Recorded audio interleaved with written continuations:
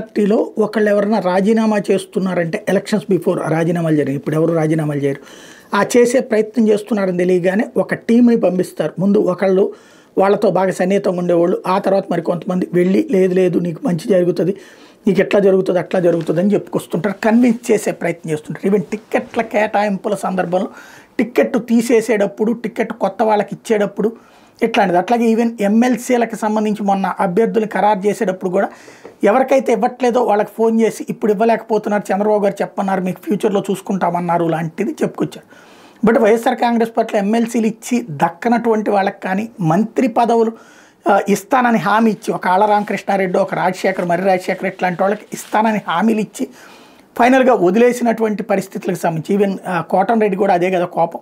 ఇట్లాంటి వాళ్ళందరూ ఆగ్రహించి పార్టీలు మారడమో లేకపోతే సైలెంట్ అయిపోతున్నటువంటి వేళ ఈనాడు ఒక రెచ్చగొట్టేటటువంటి కథనాన్ని ప్రొజెక్ట్ చేసింది. జగన్ పట్ల ఇది అసంతృప్తితో ఉన్నారు అన్నటువంటి concept. Jagan attitude complete different. మనం అవకాశం ఇచ్చాం, ఇచ్చిన వాళ్ళు ఇంకా అంతకంటే ఎక్కువ కోరుకుంటున్నారు, అంతే కదా.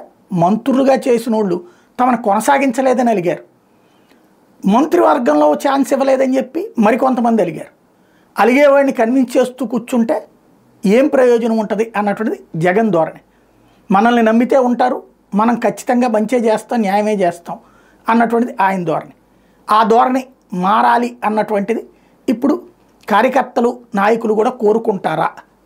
వీళ్ళందరూ కూడా ఎట్లా రెచ్చగొడుతున్నారు కాబట్టి చూడాల్సి ఉంది.